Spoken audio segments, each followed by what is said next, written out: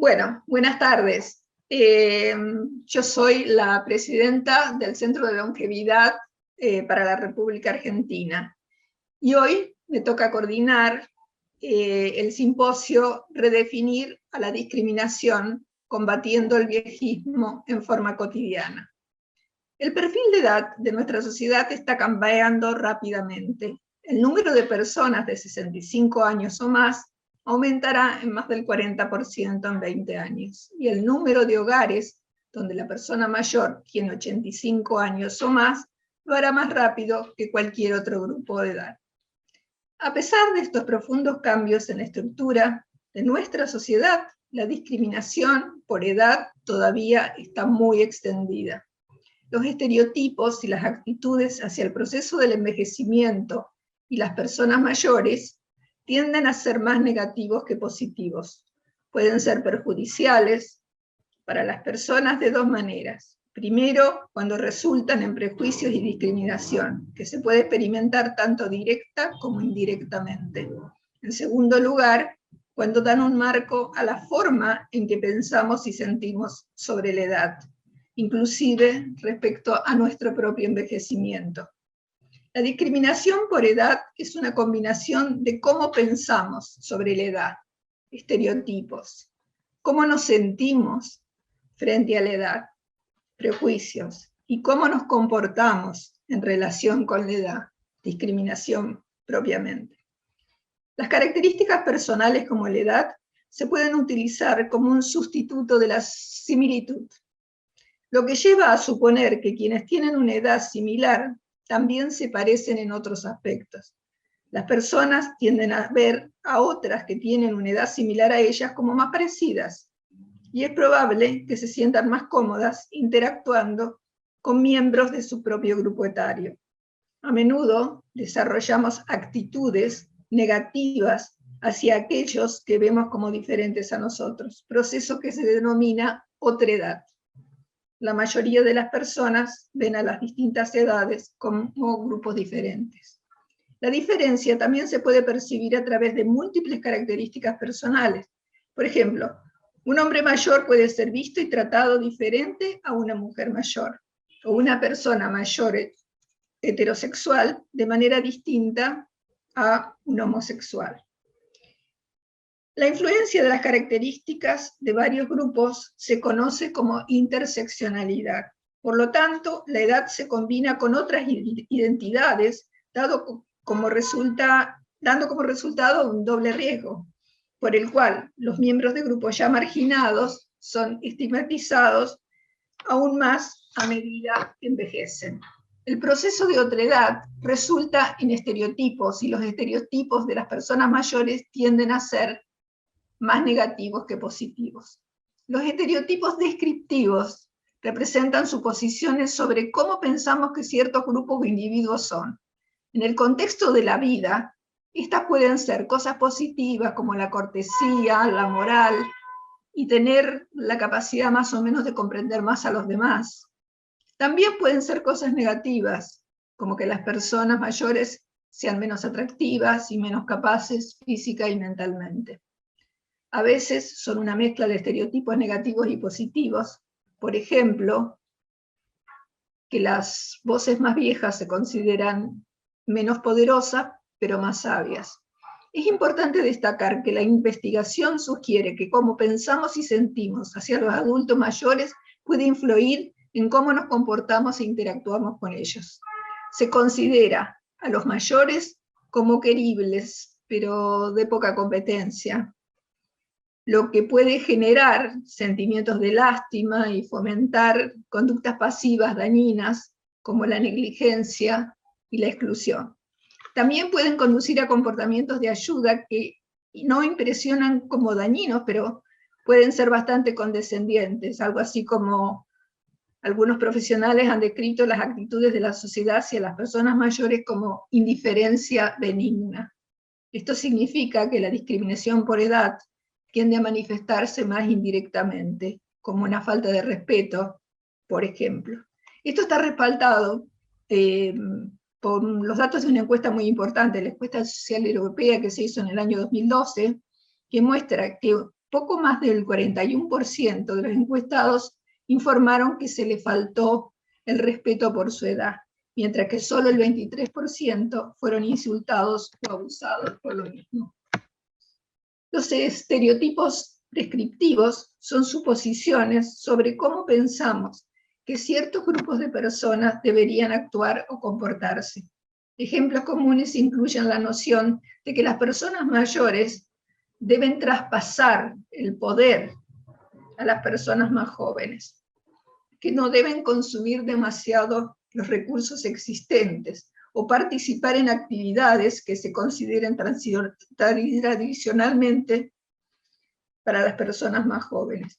Cuando las personas mayores van en contra de estos estereotipos prescriptivos, pueden enfrentar críticas o reacciones violentas que pueden conllevarlos a la exclusión social.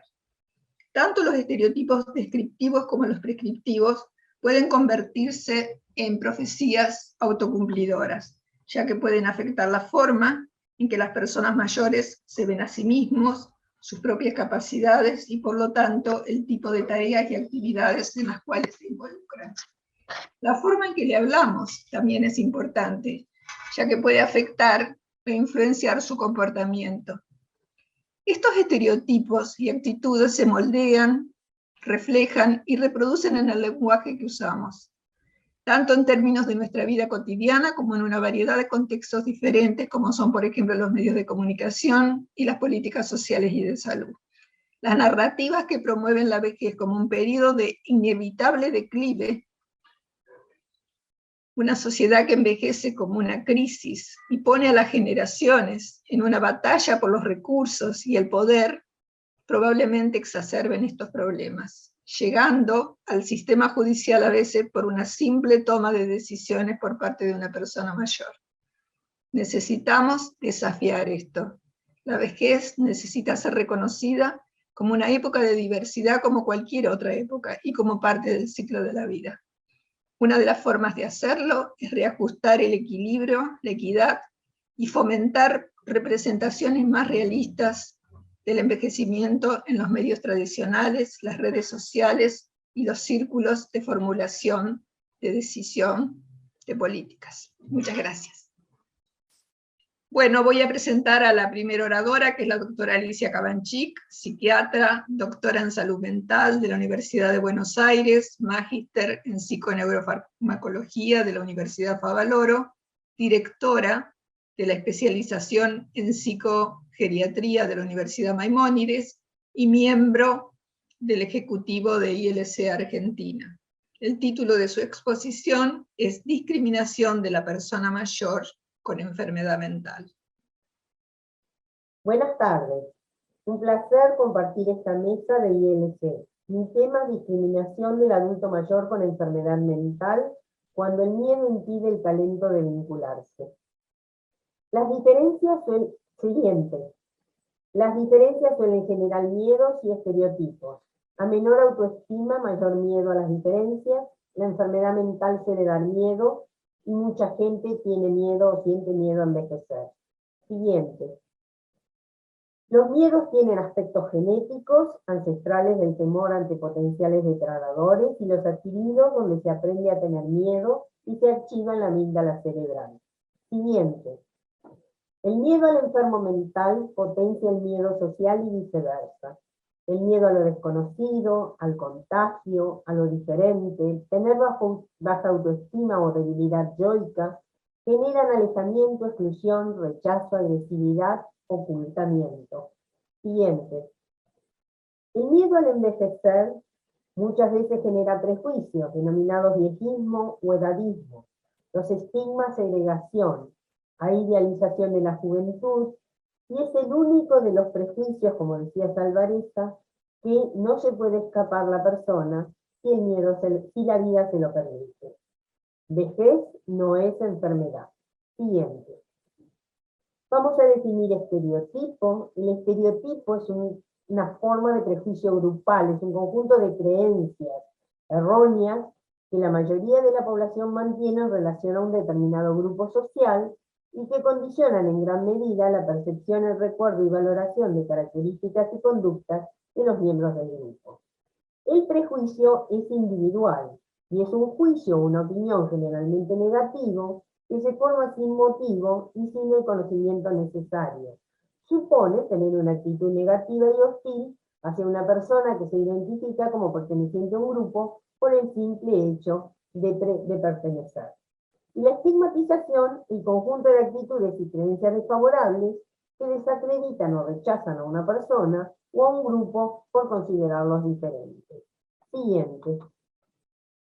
El estigma es definido etimológicamente como una palabra de origen griego que hacía alusión a picadura o pinchazo y marca corporal que generaba como signo o señal aplicada en el cuerpo en la que se intentaba distinguir una condición social inferior como la de los esclavos o los ladrones a quienes se estigmatizaba con un hierro candente. Siguiente. La manifestación del estigma son estereotipos negativos, como el enfermo mental es agresivo o el viejo es débil, y la discriminación genera rechazo. Siguiente. Los prejuicios a la enfermedad mental es que los enfermos mentales son peligrosos, son agresivos, no tienen empatía y son improductivos. Los prejuicios a la edad, que el viejo es débil, decrépito, es enfermo, es inflexible, que no vale la pena invertir tiempo o dinero y que es improductivo. El principal estereotipo de la enfermedad mental es la agresividad y violencia. Sin embargo, diferentes estudios, y este está hecho acá en Argentina, muestran que las personas con padecimiento mental no son ni violentas ni peligrosas en su mayoría, y que no hay una relación directa entre el padecimiento mental y la violencia. Esta última está mucho más relacionada con el desamparo y el aislamiento, y siempre hay una historia que determina su presencia. Siguiente. ¿Qué pasa cuando una persona tiene miedo porque ve al otro como diferente y peligroso? Lo paraliza para no paralizarse. Entonces lo aísla, lo somete, lo controla, lo maltrata, genera violencia, mantiene distancia, lo descalifica y se maneja con la lógica binaria de estar sano o enfermo. Mientras que la persona estigmatizada siente vergüenza, culpa, temor, se responsabiliza de los actos, siente miedo a ser atacado y sometido, pero también a veces le genera enojo, rabia y violencia, y es aquí donde aparece la violencia, reforzando el estereotipo de peligroso. Siguiente. En cambio, el estereotipo ligado a depresión es la debilidad que suele ser compartido con la vejez. Suelen decir que el viejo está débil y que el viejo no pone voluntad. Siguiente. Desde tiempos inmemorables, la estigmatización, discriminación y prejuicio han estado presentes. La enfermedad mental siempre fue estigmatizada, avergonzante. Era algo que necesitaba mantenerse lejos de la sociedad, oculta, en una mancha, o es todavía, una mancha en la familia. Siguiente. Pero ¿quiénes son los violentos? En el siglo XVIII los trastornos mentales se explicaban como una separación de la razón que tenía que reformarse con medidas estrictas y encierros. De este modo, los enfermos mentales eran encerrados, apartados de la vida comunitaria, junto con indigentes, huérfanos, prostitutas, homosexuales, ancianos y enfermos crónicos. Siguiente.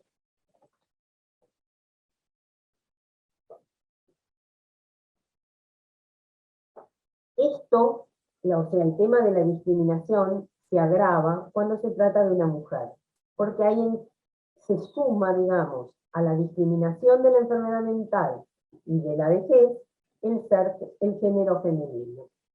Siguiente.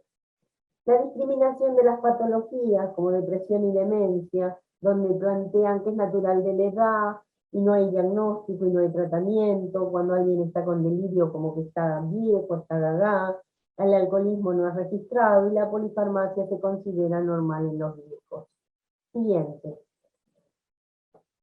Los prejuicios en general acerca de la enfermedad mental y la vejez van variando de acuerdo a las sociedades y las culturas. Siguiente. Él es un pueblo belga que aloja en sus casas a enfermos mentales desde hace 700 años. Siguiente. Jubilados, parejas jóvenes que siguen la tradición familiar y matrimonios con demasiado espacio en su casa o solidarios. Deseosos de predicar con el ejemplo, conforman el perfil de los que hospedan. Reciben casi 600 euros al mes por paciente a cambio de tener en casa 1 o 2, o un máximo de 3. Más sería una cosa de locos, bromean en la localidad. Cuando Oliver Sacks, el neurólogo, el famoso neurólogo, autor de libros, y del cual se han hecho varias películas, se refería así a la colonia psiquiátrica. Cuando visité la ciudad, los vi paseando, montando en bicicleta, charlando, trabajando en tiendas. No hubiera sabido distinguir a los enfermos si mis compañeros de hospital no me hubieran indicado cuáles eran. Siguiente. En 1793, el doctor Philippe Pinel corta las cadenas a los enfermos mentales que hasta ese momento no solo eran encerrados, sino encadenados. Siguiente. Sin embargo, Pinel aún no llegó a África. En África, los pacientes son encadenados, generalmente en un bosque, y son las familias quienes se ocupan del cuidado y de alimentarlos. Y se gasta poco dinero en la enfermedad mental. Esto fue tomado en el año 2015. Siguiente. Entonces, ¿cómo modificar prejuicios, maltratos, discriminación hacia el adulto mayor con enfermedad mental? Siguiente. La sociedad requiere psicoeducación, actividades educativas desde el jardín de infantes, campañas con participación de adultos mayores, empoderar al adulto mayor y participar en actividades intergeneracionales. Siguiente. Las familias deben aprender acerca de la enfermedad y el desempeño, asistir a grupos de autoayuda, trabajar conjuntamente con los profesionales y evitar el síndrome de sobrecarga del cuidador. También analizar sus propios prejuicios. Siguiente. Los profesionales de la salud deben estar capacitados en psicogeriatría. Deben darle al enfermo mayor con enfermedad mental un trato digno y respetuoso, escuchar al paciente, no infantilizarlo, solicitar los estudios que correspondan, hacer diagnóstico y abordaje centrado en la persona, usar racionalmente el psicofármaco, estimular los aspectos conservados y también analizar sus propios prejuicios. Siguiente. Las políticas públicas, la sociedad, las crecientes necesidades de salud mental de una población que envejece podría requerir políticas adicionales, en particular para la atención y el tratamiento, promoción de estilos de vida saludables y entornos propicios. Pero lo más importante para la aplicación son la voluntad política y el coraje para inducir cambios. Palabras del libro del profesor Carlos Mendoza Lima, presidente de la sección Psicogeriatría de la Mundial. ¿Qué recursos contamos en este momento? Siguiente.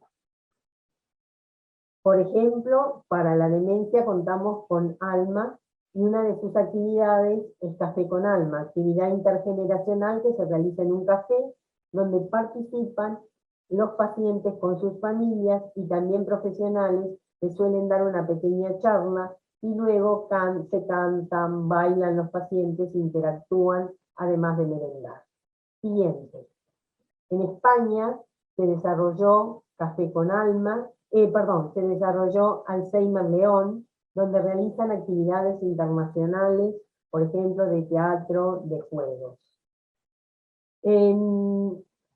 Contamos en Buenos Aires con el Observatorio Antiestigma de Proyecto Suma, siguiente, donde se desarrollan distintas acciones en conjunto para disminuir con la comunidad, para disminuir la estigmatización de las personas con padecimientos psíquicos. Siguiente, hay varios grupos de autoayuda, por ejemplo, ALMA que mencionábamos para demencia, UBIPA para bipolaridad, APEC para esquizofrenia, para enfermedad de Parkinson, para alcoholismo, y el, por ejemplo, observatorio que decíamos, que es decir, de ayuda por la participación con la comunidad. Siguiente. Contamos también con centros de día en todos los barrios de la ciudad de Buenos Aires, centros de día gratuitos que funcionan de 9 a 16, donde las personas realizan actividades durante el día y también desayunan, almuerzan y meriendan. Siguiente. Tenemos las distintas campañas, jornadas, cursos, precongresos, como por ejemplo las campañas que realizó ILC sobre el buen trato hacia las personas mayores, la Conferencia Internacional sobre el Impacto en la Longevidad, sobre envejecimiento activo, jornadas virtuales como Psicogeriatría Hoy, virtuales internacionales, siguientes. Entonces, acá vemos la importancia de los distintos recursos que contamos actualmente y la necesidad de desarrollar nuevos recursos para poder conseguir la disminución de los prejuicios y de la discriminación del adulto mayor con enfermedad mental. Muchas gracias. Bueno, muchísimas gracias, Alicia. La presentación fue muy interesante y aparte es, la verdad que para todos nosotros, saber que este tipo de cosas pasan en la salud mental muy significativas. Muchísimas gracias, muy buena tu presentación. La segunda oradora de este simposio es la licenciada Miriam Blanchard. Miriam es licenciada en periodismo, locutora, conductora de radio y televisión, maestrando en Derecho de la Vejez de la Universidad Nacional de Córdoba. Desde 1998 impulsa Vivir Plenamente, que es una propuesta periodística para personas mayores que se emite por Radio Sudamericana TV Canal 5. Miriam también es miembro del Ejecutivo de ILC. Y su presentación se denomina El desafío de los medios, desconstruir viejismos. Miriam, por favor.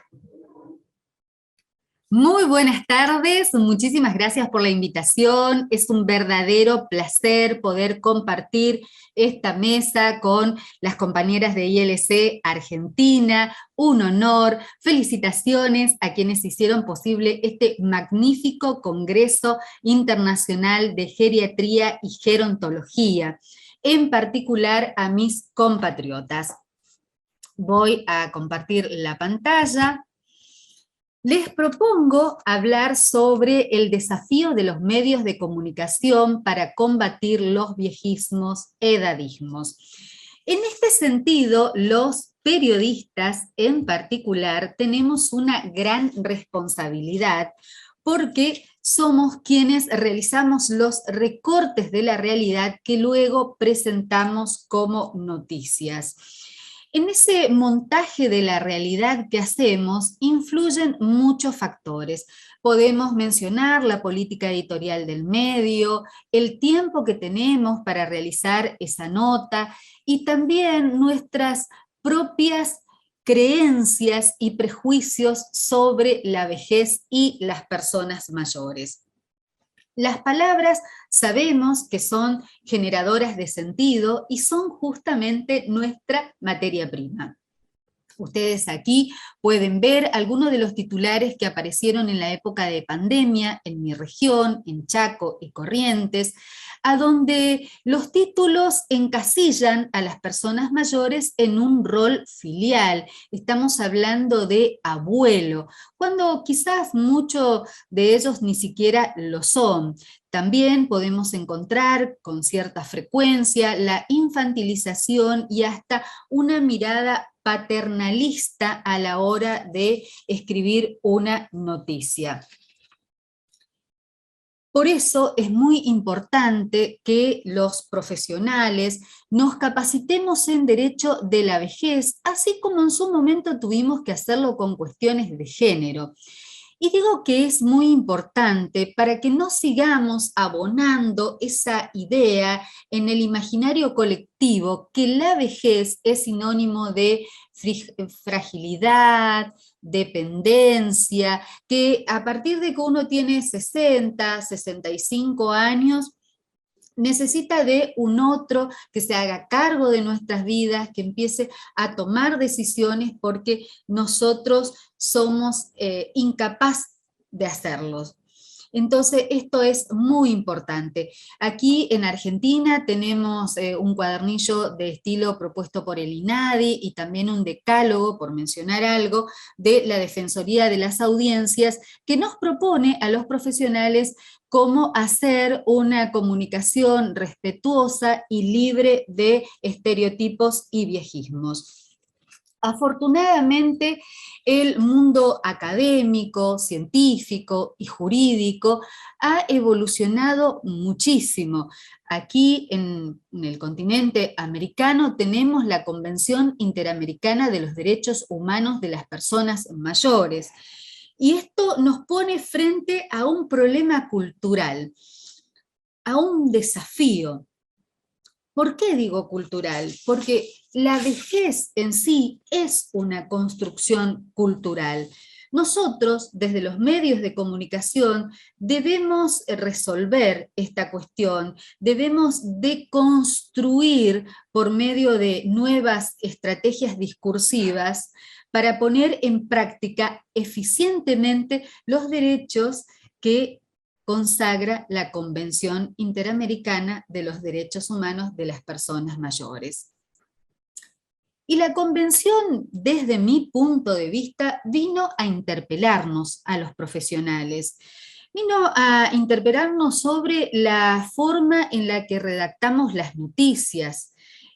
También cuáles son los temas vinculados a las personas mayores y cómo es ese abordaje. Tenemos, por ejemplo, revistas que nos están diciendo que algo está cambiando.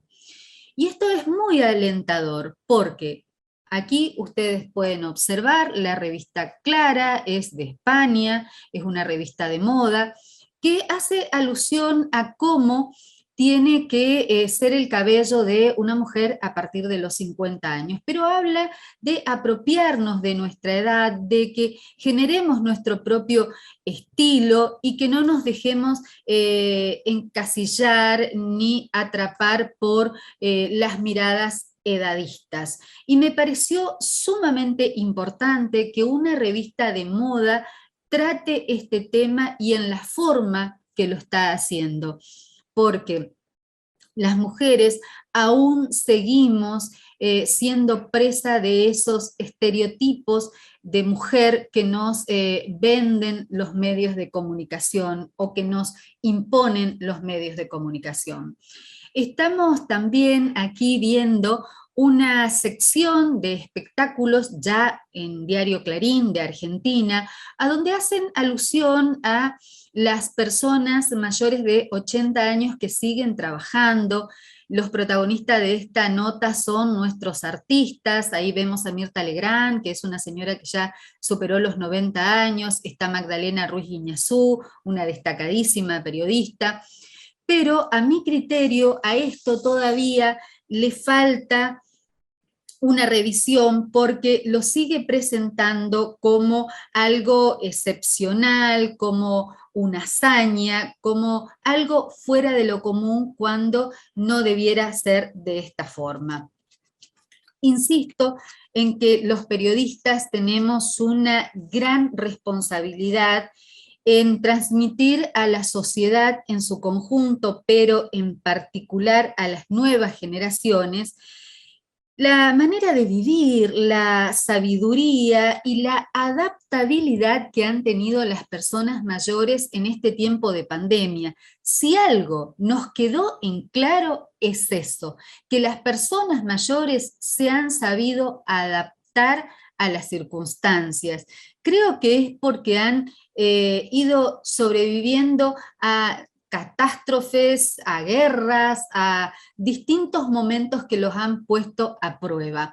Vemos allí a una nieta enseñándole a su abuelo a manejar una computadora, una pareja de personas mayores comunicándose por una tablet, un grupo de personas manteniendo una charla por Zoom y también otra de las cosas que debemos destacar es que las personas mayores hicieron todo lo que se les sugería para mantenerse saludables. Respetaron el distanciamiento social, usaron el tapabocas, se quedaron encerrados, y ese es todo un tema que seguramente va a ser abordado en alguna de las mesas. Esto es lo que propongo que los medios de comunicación tratemos, en vez de hacer hincapié en la fragilidad, en la dependencia, y que podemos ser, cuando somos viejos, víctimas de asaltos.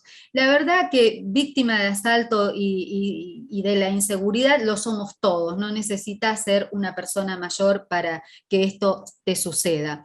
Lo que sí creo que debemos poner mucho énfasis en nuestras agendas es sobre la necesidad imperiosa que tenemos en Argentina de hacer una revisión del sistema previsional. Hoy tenemos aproximadamente 4,5 millones de jubilados y pensionados que cobran la mínima, que no llega ni a 1/3 de lo que necesitan para cubrir la canasta básica de alimentos. Lo tenemos que hacer por los jubilados de hoy y por los jubilados que seremos en el mañana, porque la pobreza también excluye. Por lo tanto, esto debemos poner en nuestras agendas. En los nuevos cambios de paradigmas gerontológicos nos proponen una vida activa, saludable, empoderada. Y acá me quiero detener porque no quisiera que los periodistas nos vayamos de un extremo a otro. Por un lado, tenemos esta representación social de la persona mayor, dependiente y frágil. Y por el otro lado, tenemos este otro modelo de persona mayor, con vitalidad, que es capaz de escalar el Aconcagua, tirarse de un paracaídas y estar pila a pila todo el tiempo.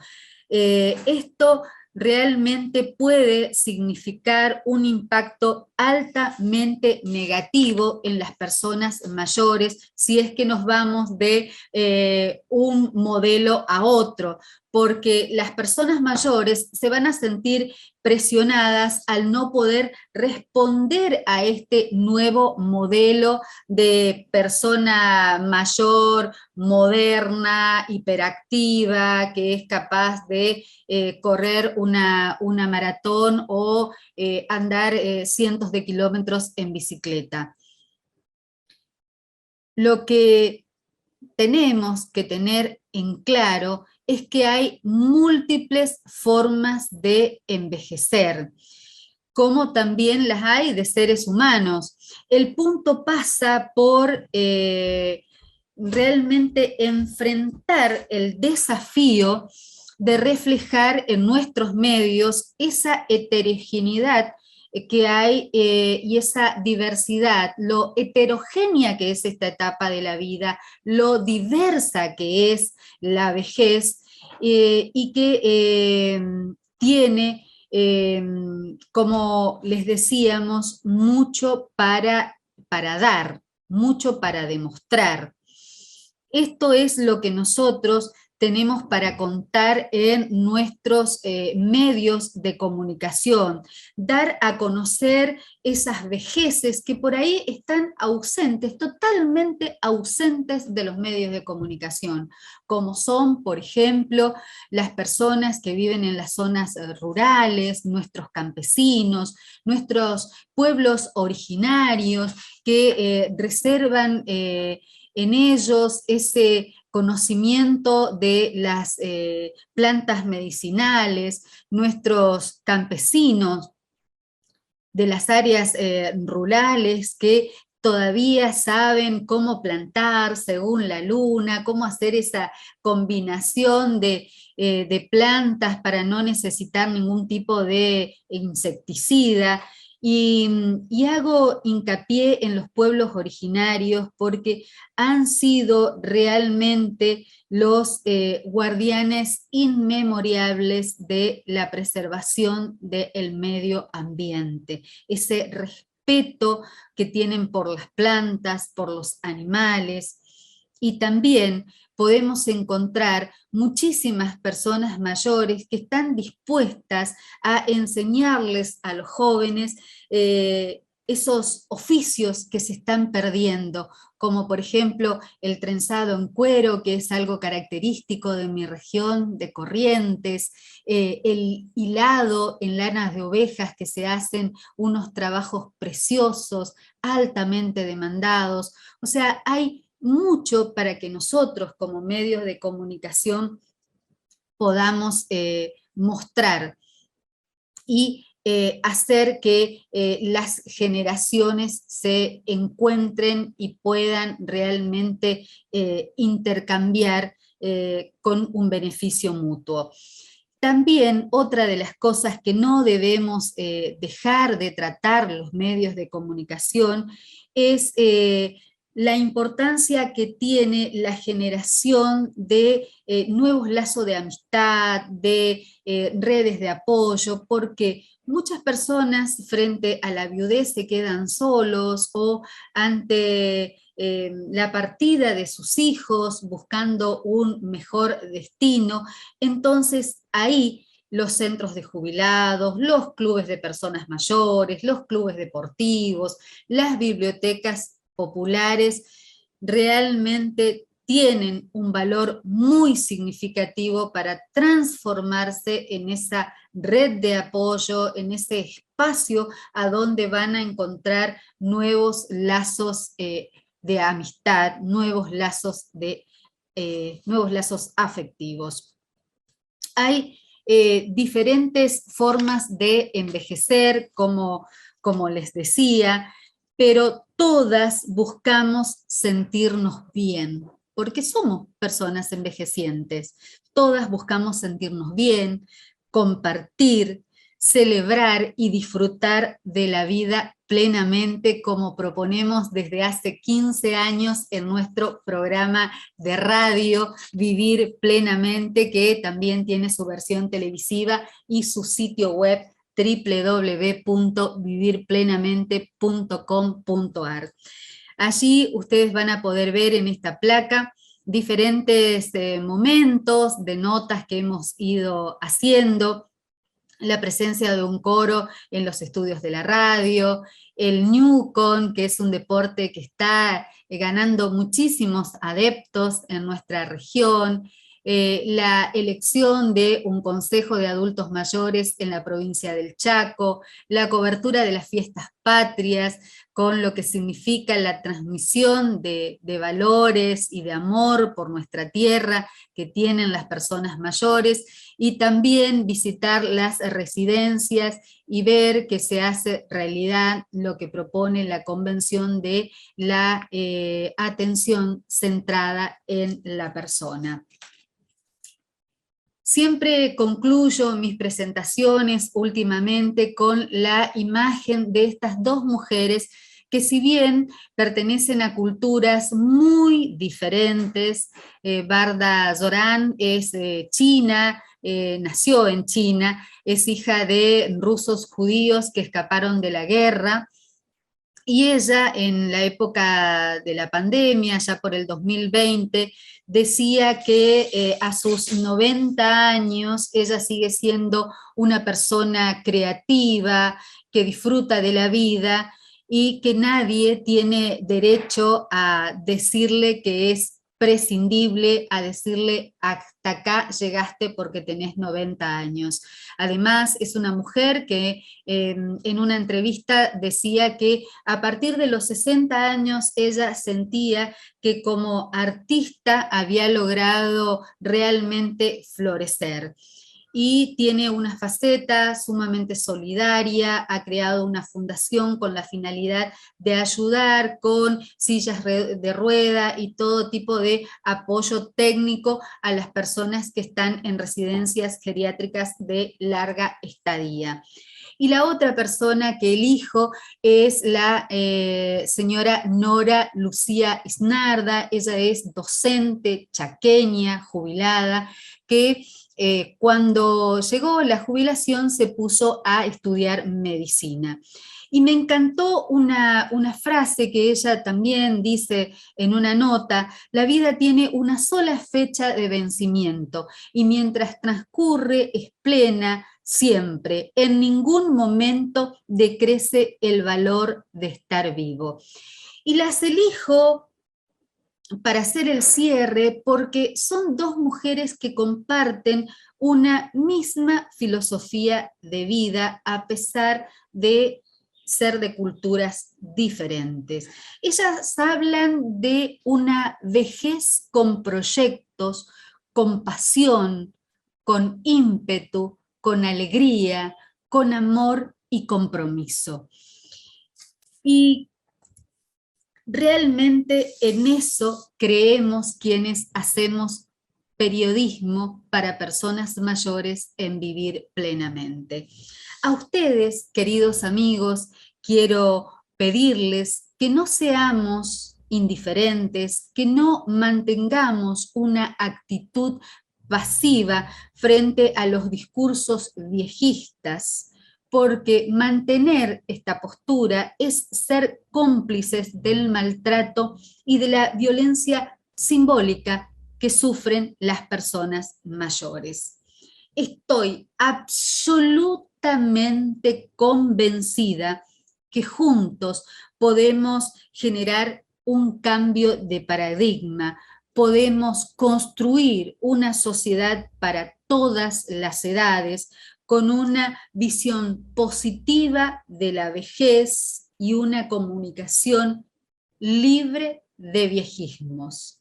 Sigamos trabajando por una vejez con derechos. Muchísimas gracias. Bueno, Miriam, muchísimas gracias. Una presentación excelente, realmente, como siempre, muy clara en todos tus conceptos.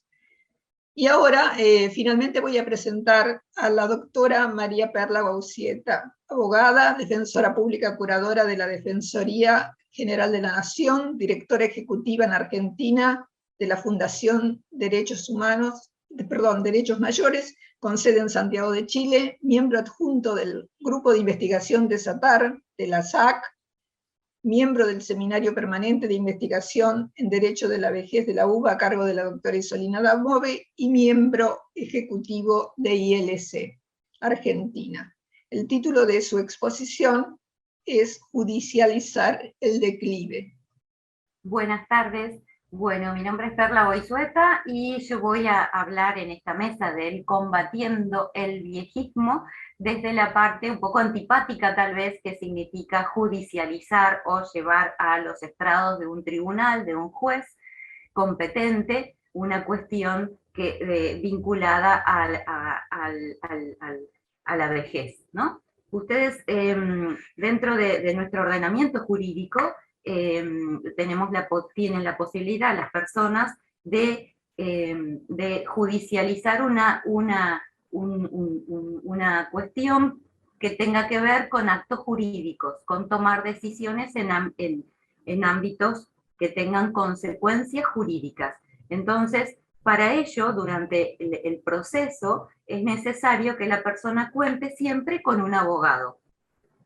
Cuando la persona tiene bienes, por ejemplo, el juez le va a designar un abogado de la matrícula, un abogado que está inscrito en el colegio de abogados.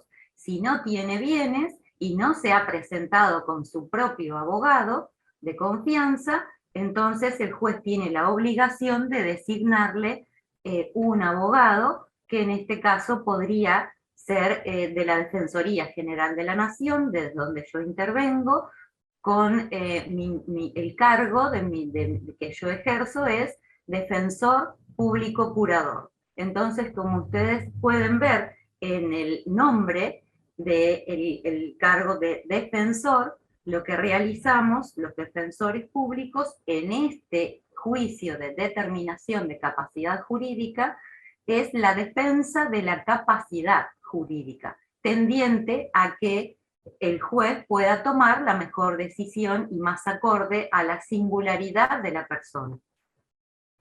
Entonces puede ser también que ese proceso, ese juicio, finalice con una desestimación de esa demanda, de esa promoción de juicio, de esa denuncia, como se ha llamado en otros tiempos, ¿no?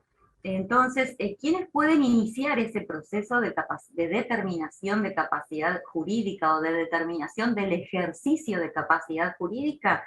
Gracias a la reforma que tuvo lugar en el 2015 en nuestro ordenamiento jurídico, ahora también la persona mayor, o bueno, en este caso una persona que no sea menor de edad, pero hoy estamos hablando de personas mayores, puede pedirle a un juez que le asigne o que designe por sentencia, por resolución judicial, a determinada persona o grupo de personas para realizar el apoyo jurídico. Esto es una gran novedad para la comunidad y para el ordenamiento nuestro, porque le permite a cualquiera de nosotros pedirle a un juez que designe el apoyo jurídico que nosotros pretendemos o que la persona pretende.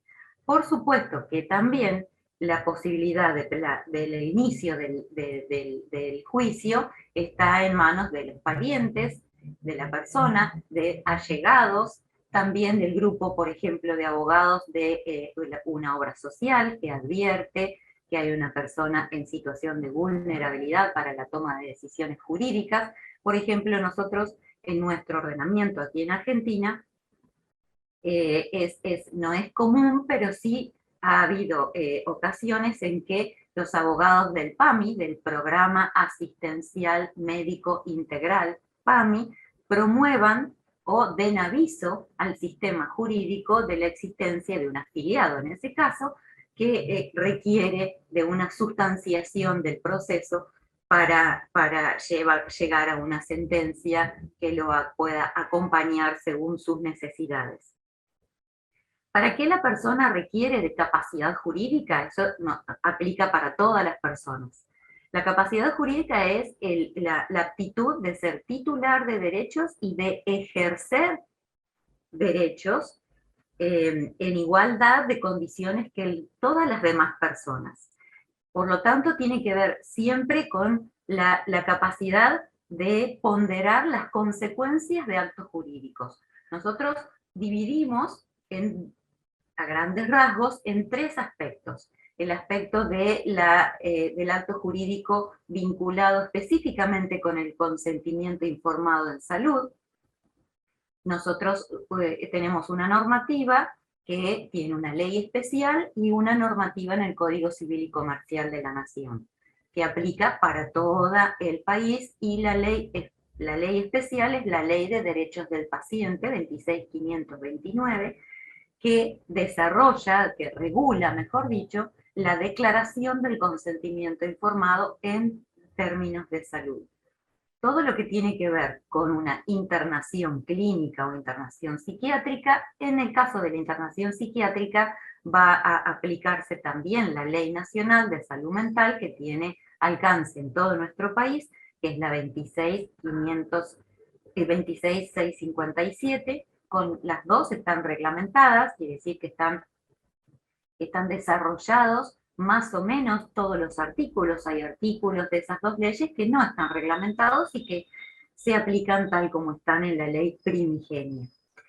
En el caso del otro aspecto, el otro ámbito que tiene que ver con la capacidad jurídica, son todos aquellos actos que están vinculados con el patrimonio, sea para disponer, es decir, para vender, o para comprar, o para tomar un crédito, por ejemplo, y todo lo que tiene que ver con la administración del patrimonio, ¿no? De la fortuna, poca o mucha que tenga esa persona mayor. Puede ser en los actos de disposición, por supuesto que también entra la donación de un bien inmueble a favor de una persona, puede ser si no tiene herederos forzosos, la persona le puede donar herederos forzosos son los hijos, ¿no?, de la persona.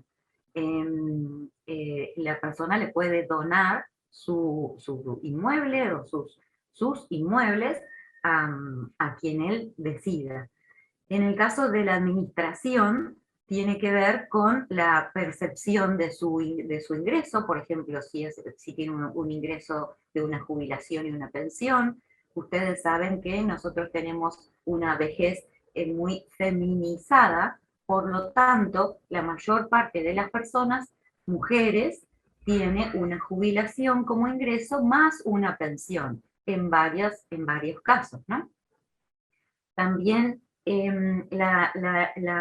los actos patrimoniales que le llamamos tienen que ver con no solamente un acto que impacte, que tenga un gran impacto en el patrimonio, como sería la venta de un inmueble, sino en la administración de la cotidianeidad, para, por ejemplo, contratar una locación de servicios a otros profesionales, por ejemplo, no sé, si decide que más allá de la provisión de la prestación de kinesiólogo por parte de la obra social o de la prepaga, la persona desee contratar a un kinesiólogo especializado en vejez, por ejemplo, que sería lo más acorde a la situación, seguramente pueda firmar un contrato de locación de servicios, por la cual, por supuesto, cambia la prestación del servicio por dinero.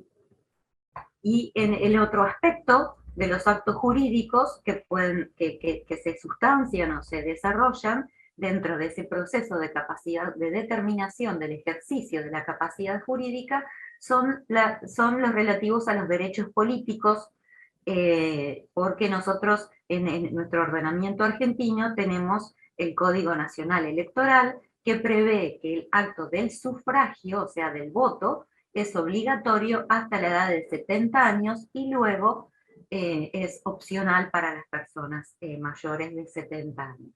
Entonces, en ese proceso que es iniciado o bien por la persona misma, o bien por parientes o allegados, o por algún organismo, como puede ser el PAMI o una institución, o el consorcio de propietarios del edificio donde vive, por ejemplo, o de alguien que ha tomado conocimiento suficiente que pueda pedirle, por ejemplo, al Ministerio Público, en cabeza del asesor de menores en el caso de Provincia de Buenos Aires, o en cabeza del defensor público de menores e incapaces en el caso de la competencia nacional, que pueda homologar esa petición. Entonces, en ese proceso tiende a buscar la petición final al juez, que pueda tomar la decisión más acorde al deseo y preferencias, a la voluntad y preferencias de la persona, en el caso que se pueda, por ejemplo, conversar y recabar la voluntad con la persona, para llegar a una sentencia realmente que se ajuste, le decimos el traje a medida, que se ajuste a la medida de la necesidad de la persona, o bien a la desestimación de esa denuncia.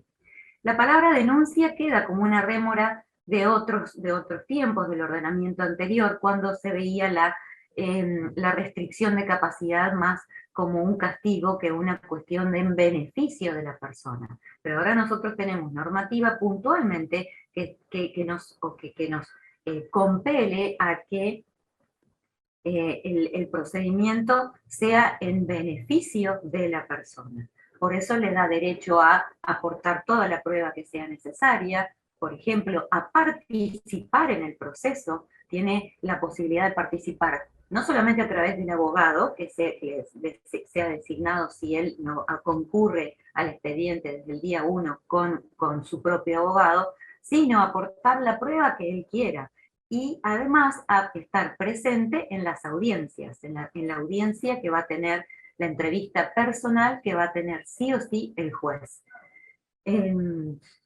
Para ello, para buscar, para sustanciar, para desarrollar ese proceso, nosotros, los abogados, tanto el juez como los defensores públicos, y los abogados de matrícula, nos valemos de todas las ciencias que nos puedan coadyuvar, no va a ser vinculante ni determinante para el juez tomar la decisión, las conclusiones a las que arriben en el peritaje, por ejemplo, los profesionales de la salud mental en este caso, sino que va a coadyuvar a tomar la decisión, porque la decisión de la restricción de la capacidad jurídica es una actividad exclusivamente jurisdiccional, no es una cuestión médica ni gerontológica. Para eso los abogados, tanto el juez como todos los operadores jurídicos, nos valemos de peritajes que lo van a hacer y de la prueba que puedan aportar los profesionales de la psiquiatría, de la psicología y del trabajador social, especialmente, porque estamos dentro de un proceso de discapacidad o de capacidad mental o psicosocial. Entonces, también la normativa prevé estas disciplinas que tienen que tener los peritos, ¿no?, que van a intervenir. Como les decía antes, la persona puede aportar todo tipo de pruebas de su propio equipo tratante, de su médico de cabecera, de su historia clínica, en una institución sanitaria o en una institución psiquiátrica, y para ello los operadores jurídicos nos valemos de esas divisiones que hacen los gerontólogos de las distintas vejeces, que nos permiten ubicarnos o tender a mejor ubicarnos ante qué vejez estamos con una persona, ¿no? Por ejemplo, los gerontólogos dividen, como ustedes saben, un poco las vejeces que son tan diversas, por eso les llaman vejeces, en una vejez que puede transitar una persona mayor, que puede ser robusta y óptima, como tenemos tantos ejemplos en nuestro país, como puede ser Mirta Legrand, como puede ser el doctor Fait, que fue juez de la Corte Suprema de la Nación, hasta más de 90 años, o la otra vejez que puede ser la vejez frágil o normal, que es a la que aspiramos, digamos, la mayor parte de las personas, que es donde requerimos de algún tipo de cuidado, pero no llega a ser una vejez óptima o robusta. Y otro tipo de vejez que puede ser esa vejez donde la intensidad de los cuidados que requiere esa persona mayor sea mucho mayor, porque se encuentra transitando una gran dependencia que puede no llegar a ser justamente una patología. Si bien puede requerir de mayor cuidados, no necesariamente estaríamos ante una vejez patológica, de la cual requiera de una sustitución de voluntad. Aún así, normativamente, la Convención Internacional de los Derechos de las Personas con Discapacidad, que prevé un comité de expertos que funciona de hace muchos años ya y que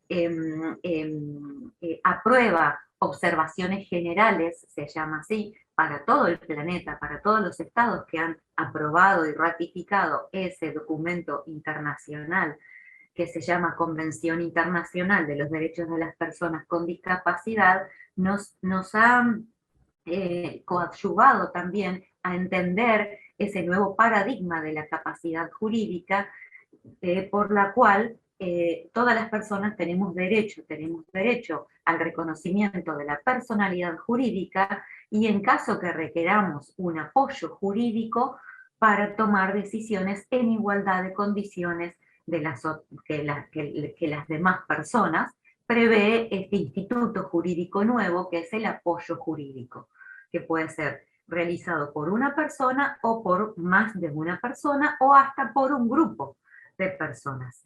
Entonces, esta es una gran novedad para todo el sistema jurídico, que ha sido recogido en nuestro Código Civil y Comercial del año 2015, por el cual, entonces, aunque la persona esté transitando una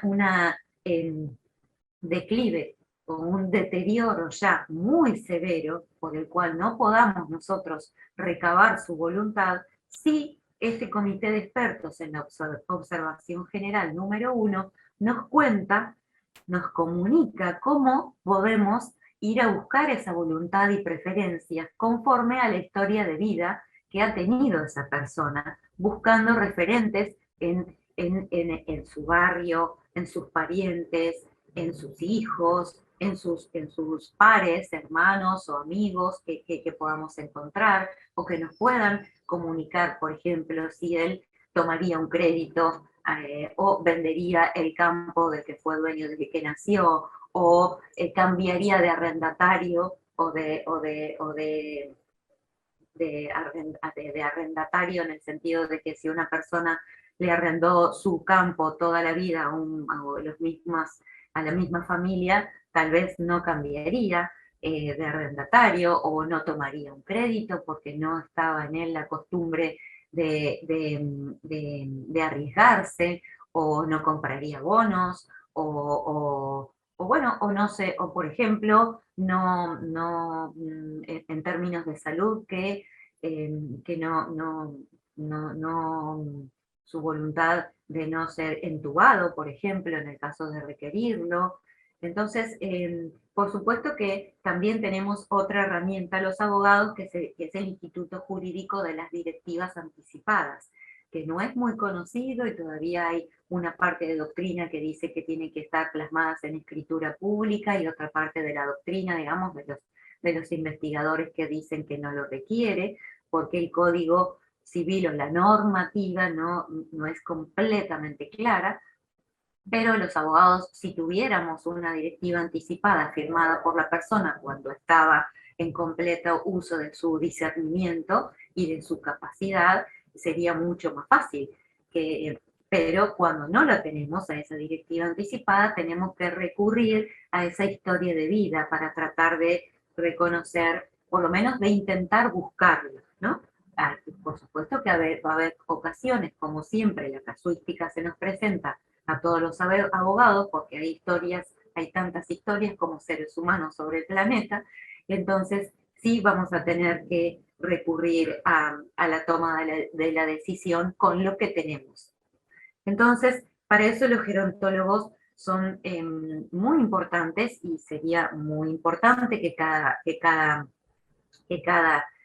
tribunal o cada cuerpo médico forense contara con la disciplina de la gerontología para practicar estos peritajes, o para integrar el peritaje junto con los otros profesionales, y es a lo que tendemos en este tránsito de llegar a obtener la mejor sentencia en beneficio de la persona, ¿no? Entonces, esa sentencia, como les contaba, puede ser una restricción de la capacidad jurídica en determinados actos. La sentencia tiene que decir para qué actos restringe la capacidad jurídica, porque no quiero dejar de recordar que la capacidad jurídica participa de la calidad de atributo de la personalidad jurídica de todas las personas por el solo hecho de ser una persona humana. Así como todos los seres humanos tenemos el otro atributo de la personalidad, que es el nombre,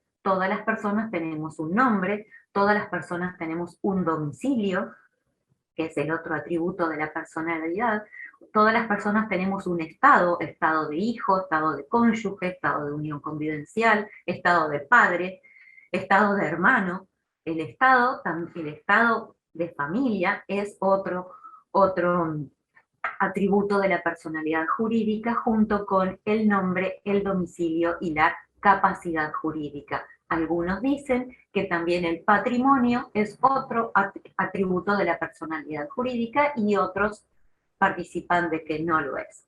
Entonces, esa sentencia de restricción de capacidad jurídica va o puede desestimar, porque se puede probar que justamente la persona quiere tomar una decisión, pero no está alcanzada por una patología o un declive que se ha transformado en un deterioro cognitivo o un deterioro patológico, sino que participa de esta etapa de la vejez, que por supuesto lleva un declive de algunas funciones pero que puede ser que solamente lo enlentecen para tomar decisiones, pero no necesariamente llega a afectar la toma de una decisión con consecuencias jurídicas. Entonces, la sustanciación del proceso es sumamente importante, la participación de la persona, y por eso es que se requiere de un defensor de la capacidad jurídica ante esta promoción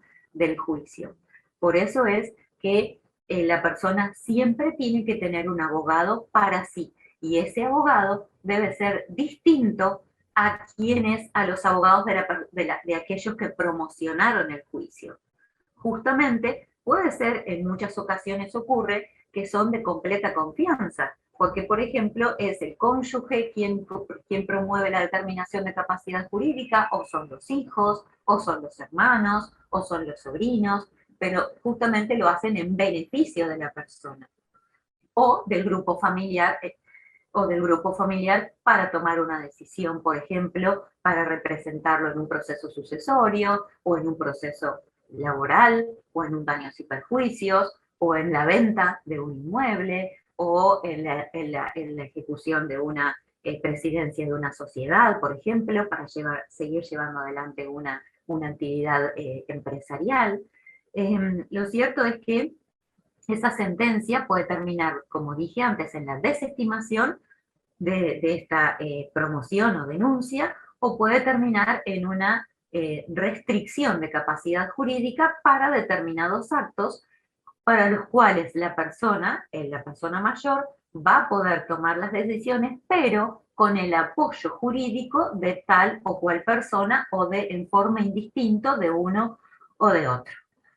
Para eso les quería compartir con ustedes, que ya estoy llegando al final, de que es muy importante poder dividir un declive normal de la vejez de un deterioro cognitivo o una patología en la vejez.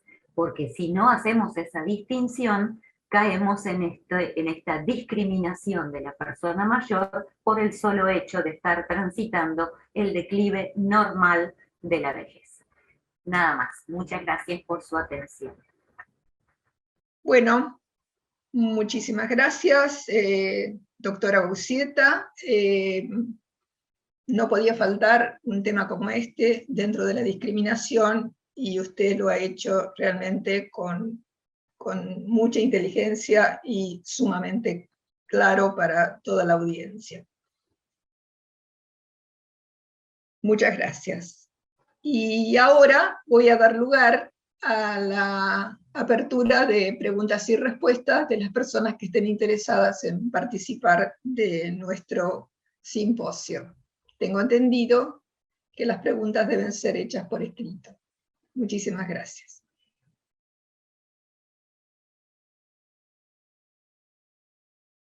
Bueno, hola, ¿qué tal? ¿Cómo les va? Ustedes saben todos de que esto está organizado de una manera muy especial, y yo de alguna manera hace un momento agradecí a la doctora Perla Boussieta, y de alguna manera también agradecí a todos los profesionales que me acompañaron en este simposio.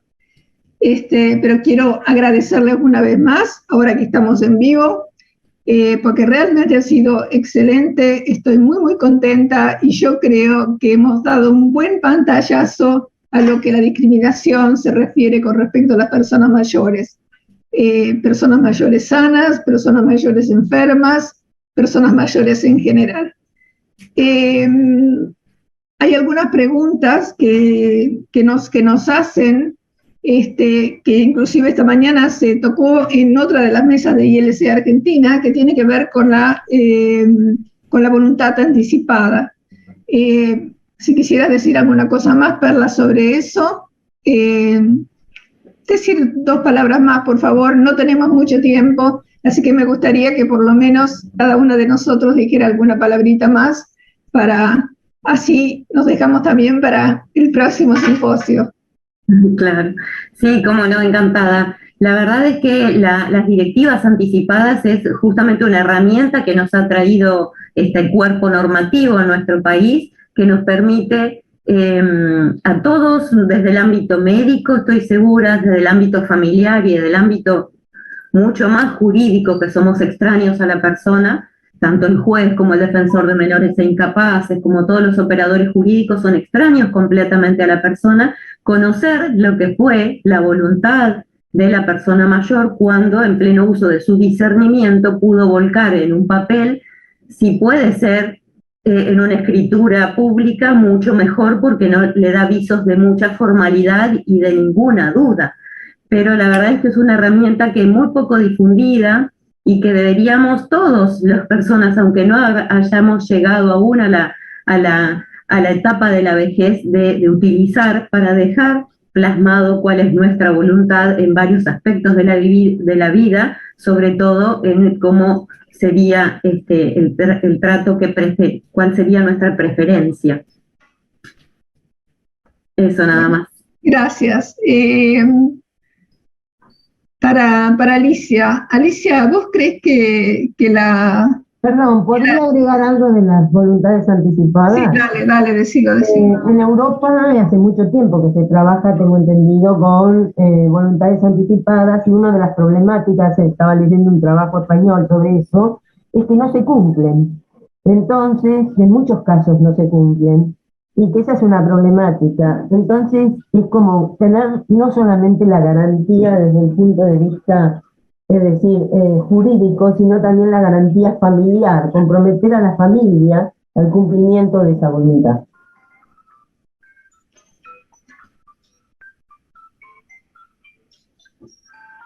Perdón. No sé qué pasó.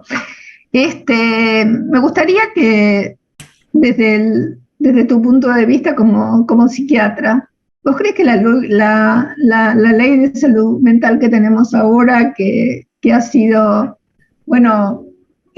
halagada por algunos, pero criticada por muchos, de alguna manera favorece o de alguna manera discapacita, digamos, a la persona mayor, o realmente la persona mayor no está demasiado tenida en cuenta en la ley de salud mental? Para mí no está demasiado tenida en cuenta y creo que es una ley que hay que revisarla. Sí, o sea, de alguna manera lo ignora la persona mayor, o sea, ni siquiera la nombra, digamos, ¿no? Ni siquiera la tiene en cuenta.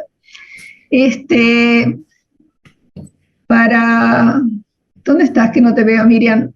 Para vos, Miriam, yo pienso de que si bien las personas mayores realmente cumplieron muchísimo,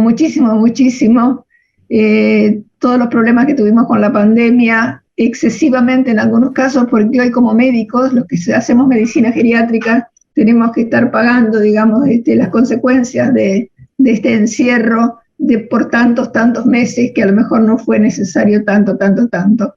Entonces vemos las patologías que van asociadas a estos 2 años de encierro.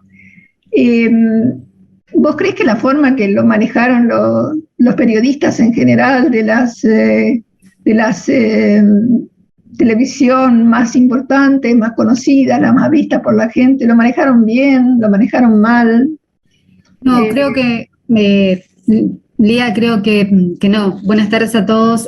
Una vez más, no, creo que no lo manejamos bien y tenemos que hacer una revisión sobre el comportamiento que hemos tenido en la cobertura, ¿no? En la cobertura de todo lo que tiene que ver con las personas mayores.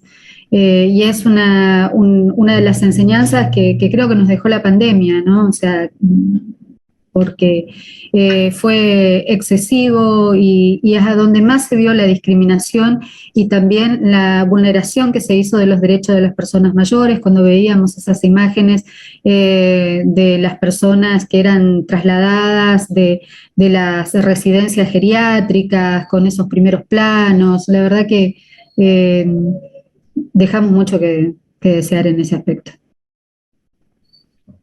Bueno, gracias.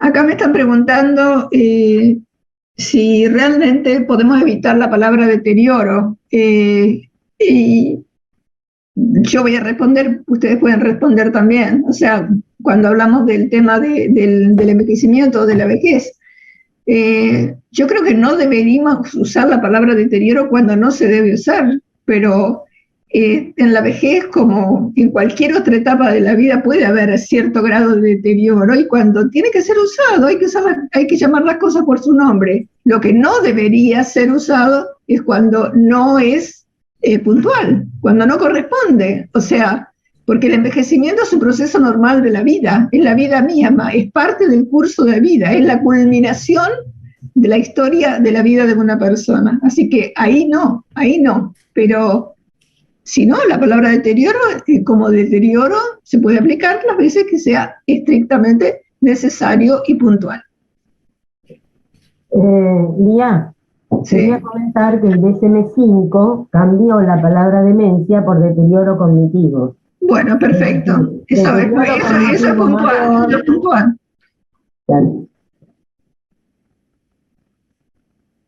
También pensaba, perdón, una cosa más, Lía, pensaba en esto de las directivas anticipadas y en el hecho de empezar a poner también en agenda esto en los medios de comunicación, porque todo lo que está vinculado con la muerte sigue siendo algo muy tabú en los medios de comunicación. Nos cuesta hablar, inclusive también en las familias, nos cuesta hablar del tema, así que creo que es otra cosa que debemos poner en agenda a los medios. Y como decía Alicia, el hecho de luego respetar esa voluntad que ha tenido el familiar. Sí, totalmente. Bueno, esta mañana otra de nuestras compañeras en la mesa de cuidados, la doctora Wanda Isberg, habló maravillosamente, realmente conmovedoramente con respecto a las decisiones y las cosas que están relacionadas con la muerte, y cuando la escuchaba hablar yo pensaba qué difícil que es todavía para muchos profesionales, todos los profesionales, poder hablar con cierta libertad el tema de la muerte. O sea, cuánto cuesta poderlo hablar y cuánto cuesta poder llevarlo al paciente y a su familia. O sea, no es fácil y requiere todo un entrenamiento que los geriatras, gerontólogos no podemos dejar de tener. No lo podemos dejar de tener. Bueno, creo que nos estamos llegando al final de los 5 minutos. No sé si alguien más quiere decir algo. Perla, vos. No, solamente agregar en relación a deterioro y declive que muchas veces las distintas disciplinas copiamos o tomamos vocabulario o terminología de otra disciplina sin saber que la carga es muy importante depende de la audiencia que esté escuchando. Para los abogados el deterioro ya significa patología, por ahí el declive también, porque ya tenemos sobre la mesa del escritorio una condición familiar y de una persona mayor que tiene que ver con un acto jurídico que está en cuestionamiento su decisión. Entonces, por ahí tener ese resguardo de cuando utilicemos la terminología, todas las disciplinas, contar desde dónde lo estamos hablando, porque por ahí yo puedo utilizar un deterioro cognitivo sin saber que es una patología, cuando lo que quiero transmitir es que esa persona requiere de una intensidad mucho mayor de su cuidado porque tiene una gran necesidad, una gran dependencia. Nada más. Tenés razón. Creo que esto va a adelantar muchísimo cuando todas las disciplinas y todas las especialidades hablemos un mismo idioma. Y no falta mucho para eso. Les agradezco muchísimo, agradecemos todas, agradecemos desde ILC Argentina esta oportunidad de haber participado en este simposio. Buenas tardes a todos. Buenas tardes. Muchas gracias.